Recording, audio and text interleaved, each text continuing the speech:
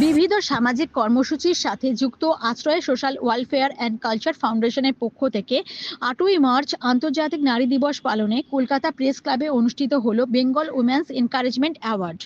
সমাজের নিজ নিজ ক্ষেত্রে প্রতিষ্ঠিত 10 জন মহিলাদের এদিন সংস্থার পক্ষ থেকে বেঙ্গল উমেন্স এনকারেজমেন্ট অ্যাওয়ার্ড সম্মানে ভূষিত করা হয়।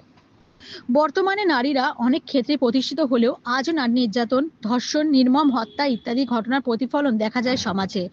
এরই প্রতিবাদে কর্মক্ষেত্রে নারী সুরক্ষার বিষয়টি আলোকপাত করতে এরূপ ভাবনার আশ্রয় স্বেচ্ছাসেবী সংস্থার কর্ণধার আইনজীবী শান্তনু সিনহার বিশেষ উদ্যোগে আয়োজিত এই অনুষ্ঠান।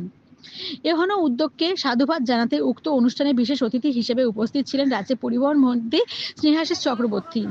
এছাড়াও পশ্চিমবঙ্গের শিশু অধিকার সুরক্ষা কমিশনের চেয়ারপারসন তুলিকা দাস, আইপিএস শান্তি দাস, অ্যাডভোকেট প্রসূন কুমার দত্ত, ভাস্বতী দত্ত ও সমাজকর্মী নন্দিনী ভট্টাচার্য উপস্থিত ছিলেন। এদিন মঞ্চ থেকে যারা সম্মানিত হলেন তাদের মধ্যে সমাজকর্মী মহাশ্বেতা মুখার্জি, আইনজীবী দেবযানী ঘোষ, সাংবাদিক দেবশ্রী মুখার্জি, অ্যাসিড সার্ভাইভার ঝুমা সাঁতরা, গার্গী পোদ্দার সহ অন্যান্যরা উপস্থিত ছিলেন।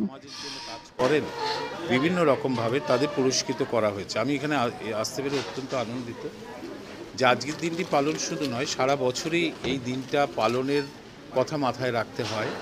কারণ আমরা পুরুষ বা নারী তারা প্রত্যেকেই সমান, সব দিক থেকে সমান, কি মেধার দিক থেকে, কি কর্মক্ষমতার দিক থেকে নারী পুরুষের মধ্যে কোনো ভেদাভেদ নেই। এটা আমাদের সকলকেই মাথায় রাখতে হবে।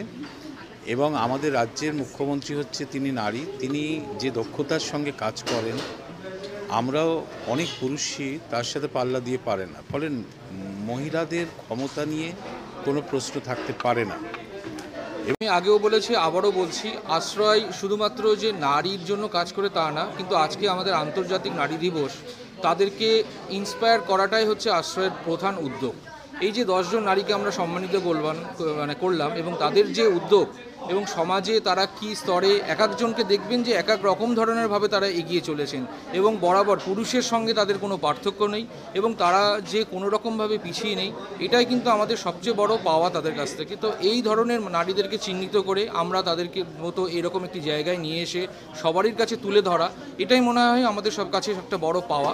তো এরকম প্রত্যেক বছরের মতো এবারও আমরা সেই উদ্যোগ নিয়েছি এবং ওমেন্স বেঙ্গল এনকারেজমেন্ট অ্যাওয়ার্ড যেটা আশ্রয়ের পক্ষ থেকে নেওয়া হয়েছে, যেই 10 জনকে আমরা সম্মানিত পেরে আমাদের খুবই ভালো লাগছে। আগামীবারও আমরা এরকমভাবে এই উদ্যোগ চালিয়ে যাব। ভাষায় প্রকাশ করা যাবে না। শান্তনু স্যার আমাকে এই জায়গাটা দিলেন আজকে, সত্যি আমি আপ্লুত। এবং আমার ছোট অর্গানাইজেশনে অনেক মহিলারা আমার সাথে কাজ করেন এবং আমরা এভরিডে অনেক রকম কিছু ফেস করি, সেগুলো নিজেরা মিলে আমরা আলোচনা করি, একটা জায়গায় এসে কথা বলি, সেইভাবেই অর্গানাইজেশনটা চলছে। তো মানে এরকম, তারপরে এরকম অ্যাওয়ার্ড আমার থেকেও বেশি আমার সাথে যুক্ত যেই কটা মহিলা আছে তারা বেশি খুশি যে এই দিনে ম্যাম এরকম অ্যাওয়ার্ড পেল। এটাই আমার কাছে বিশাল বড় একটা পাওয়া।